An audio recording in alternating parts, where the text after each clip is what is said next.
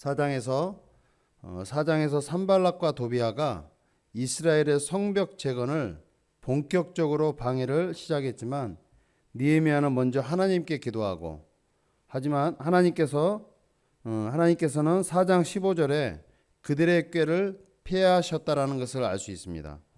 하지만 느헤미야는 다시 있을 수도 있을 방해로부터 방비를 하였고 성벽 재건을 계속해서 할 수 있었음을 알 수 있습니다. 지금 이 시대를 살아가고 있는 우리 모든 그리스도인들은 문제 앞에서 하나님께 먼저 기도하고 또 다시 있을 수도 있을 문제에 대비해서 말씀과 기도로 무장해야 할 것입니다. 이렇게 느헤미야와 이스라엘은 대적들로부터 방해를 물리치고 또 있을 수도 있을 방해로부터 방비를 하고 이제 성벽 재건을 하는 데 있어서 모든 것이 순조롭게 되어만 가는 것으로 생각했습니다. 하지만 지금까지는 문제가 밖에서부터 시작되었다면 오늘 본문 5장에 들어와서는 문제는 안에서도 있었다는 것입니다. 그 문제를 살펴보면 먼저 1절과 2절에서 백성들이 유다 사람들을 원망하고 그 원망한 이유는 2절을 보시면 자녀가 많아서 식량이 부족하다라고 말하고 있습니다. 그래서 이들이 선택한 것은 2절 후반부를 보시면 양식을 얻어먹고 살아야 하겠다라고 하고 있습니다. 이 말의 뜻을 좀 더 이해하려면 5절을 보면 알 수 있습니다. 5절을 보시면 자녀가 많은 백성들이 식량 부족을 해결하기 위해서 자녀를 종으로 팔아 넘기기로 한다는 것입니다. 5절을 좀 더 자세히 보시면 이 일은 벌써부터 우리 딸 중에 종된 자가 있다라고 말하고 있습니다. 물론 당시에는 채무상의 이유로 같은 동포에게만 고용된 품꾼으로 7년 동안 봉사해주는 법이 있었습니다. 레위기 25장과 신명기 15장에서 자세하게 설명하고 있습니다. 하지만 백성들이 이러한 법들을 알면서도 유다 사람들을 원망했다는 것은 백성들이 성벽 재건하는 데 있어서 그만큼 올인할 만큼 열심히 했고 최선을 다했음을 보여주고 있는 것입니다. 또한 3절을 보시면 어떤 사람들은 포도원과 집이라도 저당 잡히고 곡식을 얻고자 하고 있습니다. 더욱이 이때는 흉년이라고 말하고 있습니다. 이러한 백성들의 사정과 부르짖음을 들은 느헤미야는 6절에서 크게 노하였다는 것을 알 수 있습니다. 7절에서는 느헤미야는 귀족들과 민장들을 불러서 꾸짖고 또 11절에 와서 귀족들과 민장들에게 그동안 백성들에게 거두어들인 모든 것을 계산해서 100분의 1을 돌려보낼 것을 명령합니다. 또한 12절에서는 제사장들을 불러 세워놓고 그들에게 맹세하게 합니다. 맹세까지 하게 된 이유는 그들이 비록 느헤미야의 말대로 시행하기를 약속하였으나 느헤미야는 안심하지 않았습니다. 왜냐하면 당시의 여러 상황에 따라 억지로 또는 충동에 의해 약속을 할 수도 있다고 판단되었기 때문입니다. 그래서 느헤미야는 제사장들을 불러 세워놓고 맹세하게끔 한 것입니다. 또한 느헤미야는 더 확실하게 하기 위해서 13절에 이와 같이 행하지 않는 자는 하나님께서 이와 같이 그 집과 산업에서 털어버리실 것이라고 저주를 상징하는 선포를 하고 있는 것입니다.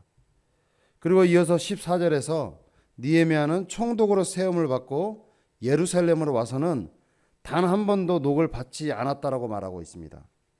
15절에 나보다 먼저 있었던 총독들은 백성에게서 양식과 포도주와 또 은 40세겔을 그들에게서 빼앗았고 또한 그들의 종자들도 압제하였으나 나는 그렇게 하지 않았다라고 느헤미야는 말하고 있는 것입니다.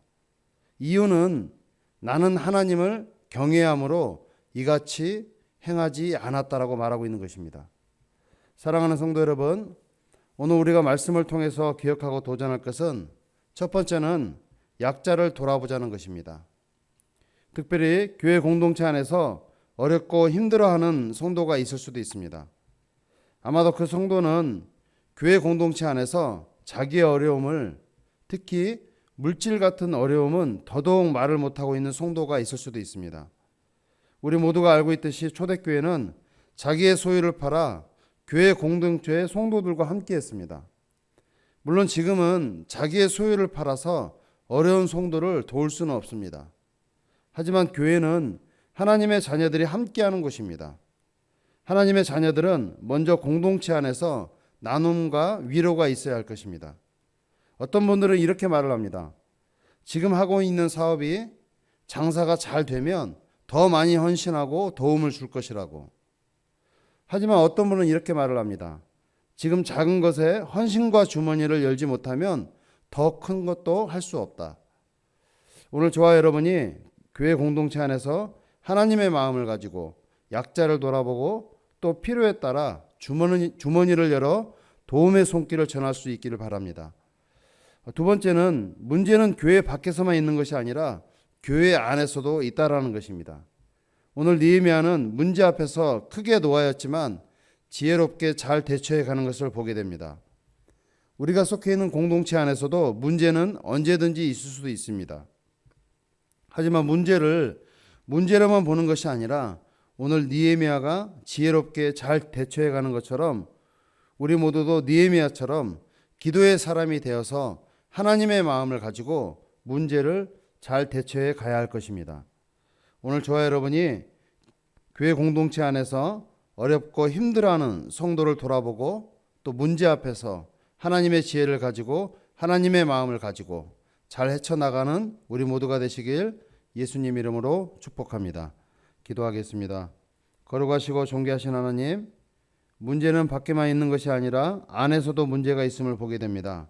특별히 문제가 교회 밖에만 있는 것이 아니라 교회 안에서도 문제는 있다는 것을 보게 됩니다. 문제를 보는 것이 아니라 문제를 문제로 보는 것이 아니라 하나님의 지혜를 가지고 하나님의 마음을 가지고 잘 헤쳐나갈 수 있는 공동체가 되게 하옵소서. 특별히 교회 공동체 안에서 어렵고 힘들어하고 있는 성도가 있다면 그 성도의 어려움을 볼 수 있게 하여 주시고 하나님이 주신 마음과 사랑으로 그들을 섬기고 위로할 수 있게 하옵소서. 특별히 우리의 주머니를 열어 그들을 섬기게 하시고 그 섬김으로 인해 또 다른 이들에게 도움의 손길이 흘러가게 하옵소서. 오늘 하루도 성령 충만함으로 살아가게 하시고 감사와 기쁨이 있는 삶을 살게 하옵소서. 예수님 이름으로 기도드립니다. 아멘. 하늘에 계신 우리 아버지여, 이름이 거룩히 여김을 받으시오며